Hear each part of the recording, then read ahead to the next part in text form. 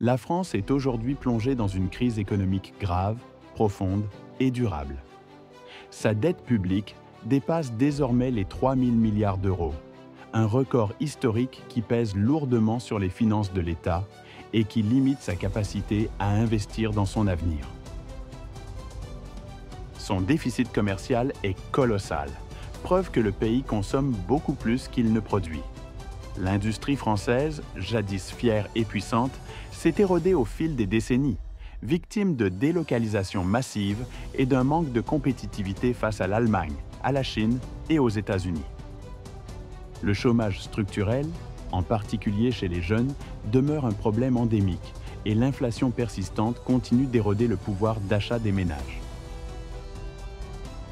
Le constat est simple et implacable. La France vit au-dessus de ses moyens et dépend toujours plus de l'extérieur pour survivre. Dans ce contexte difficile, un voisin apparaît comme une solution évidente, l'Algérie. Ce pays détient ce dont la France a cruellement besoin. D'abord, l'énergie. Le gaz et le pétrole algérien sont devenus essentiels depuis que la guerre en Ukraine a bouleversé l'équilibre mondial. L'Europe s'est coupée de la Russie et dans cette recomposition énergétique, l'Algérie s'est retrouvée propulsée au premier plan comme un fournisseur stratégique. Sans le gaz algérien, une grande partie de l'Europe, et la France en particulier, verraient leurs factures exploser et leur économie s'effondrer encore davantage. Ensuite, il y a les ressources agricoles et minières. L'Algérie dispose de terres vastes encore sous-exploitées et son sous-sol recèle de richesses que la France ne peut plus ignorer. Enfin, il y a la jeunesse. Plus de la moitié de la population algérienne a moins de 30 ans. C'est une force de travail potentielle, mais aussi un marché de consommation immense pour les années à venir, au moment même où la France fait face à un vieillissement accéléré de sa population.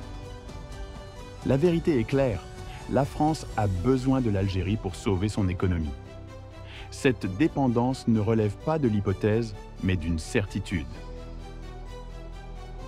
Chaque crise énergétique le rappelle.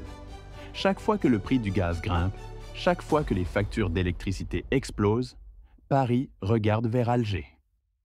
Chaque fois que la question du déficit commercial revient, les dirigeants français se rendent compte qu'ils doivent sécuriser de nouveaux partenariats avec des pays stratégiques et l'Algérie est au premier rang de cette liste. Pourtant, cette relation est tout sauf simple. Ces dernières années, elle a été secouée par de nombreux conflits diplomatiques. La question de la mémoire coloniale empoisonne régulièrement les discours. Les restrictions sur les visas décidées par la France ont provoqué la colère des autorités et du peuple algérien. Des propos maladroits ou jugés condescendants de certains responsables français ont accentué la méfiance. L'Algérie a rappelé plusieurs fois son ambassadeur, signe que la diplomatie entre les deux pays a connu des tensions sérieuses. Le peuple algérien n'a pas oublié non plus les humiliations et les rapports déséquilibrés qui ont marqué des décennies de relations. Mais malgré cette complexité, une chose ne change pas. L'intérêt économique finit toujours par primer. La France n'a pas d'autre choix que de corriger ses erreurs diplomatiques, d'apaiser les tensions et de tendre la main à l'Algérie. Non pas par amitié, non pas par générosité, mais par nécessité vitale. Car l'Algérie détient une partie des clés qui peuvent contribuer à stabiliser la France. Si Paris veut continuer à chauffer ses foyers, à maintenir ses entreprises et à éviter une explosion sociale liée au coût de la vie, elle devra renforcer sa coopération avec Alger. Le rapport de force a changé. Autrefois, la France se présentait comme un mentor, un pays dominant dans la relation. Aujourd'hui, c'est l'inverse. L'Algérie est courtisée par la Chine, par la Turquie, par la Russie et même par les États-Unis. Elle n'est plus isolée et n'est plus obligée de se tourner uniquement vers la France. Elle a désormais le choix. Cela signifie que Paris ne peut plus imposer ses conditions comme avant. Elle devra respecter la souveraineté algérienne, reconnaître son rôle stratégique et accepter que ce partenariat se fasse sur un pied d'égalité. Pour la France, Ce partenariat n'est pas une option secondaire. C'est une question de survie économique et stratégique. Sans le gaz algérien, son modèle énergétique est menacé. Sans une coopération économique renforcée, son déficit commercial continuera de plomber ses finances. Sans accès à un marché jeune et dynamique comme celui de l'Algérie, ces entreprises manqueront d'opportunités pour se développer. Et sans une relation apaisée, elles risquent de voir ses concurrents prendre toute la place, reléguant la France au second plan dans une région où elle a pourtant des liens historiques forts. L'Algérie, de son côté, sait qu'elle peut tirer avantage de cette situation. Elle peut obtenir des investissements, des transferts technologiques, des accords plus équitables et une reconnaissance politique que la France a longtemps refusée. Elle est en position de force pour négocier.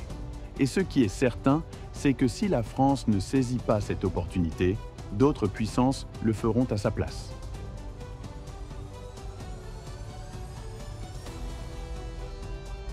La conclusion est sans appel. La crise économique française est réelle, profonde et durable. L'Algérie, avec ses ressources et son rôle stratégique, peut contribuer à atténuer cette crise. Les tensions diplomatiques récentes sont un obstacle, mais elles ne dureront pas. Car la France n'aura pas le choix. Pour son bien, pour sa survie économique et pour son avenir, elle devra corriger sa relation avec l'Algérie, renforcer son partenariat et reconnaître enfin la place centrale de ce pays dans son destin, tout en maintenant sa relation privilégiée avec le Maroc, son principal allié en Afrique, et en réaffirmant constamment son soutien et sa reconnaissance du Sahara marocain. Voilà, vous avez entendu mon analyse. Mais maintenant, j'aimerais vraiment connaître votre avis. Pensez-vous que l'Algérie peut réellement être la solution pour aider la France à sortir de sa crise économique? Ou au contraire, est-ce impossible vu les tensions actuelles entre les deux pays? Écrivez vos opinions dans les commentaires, même si elles sont différentes ou polémiques, car le débat est ouvert.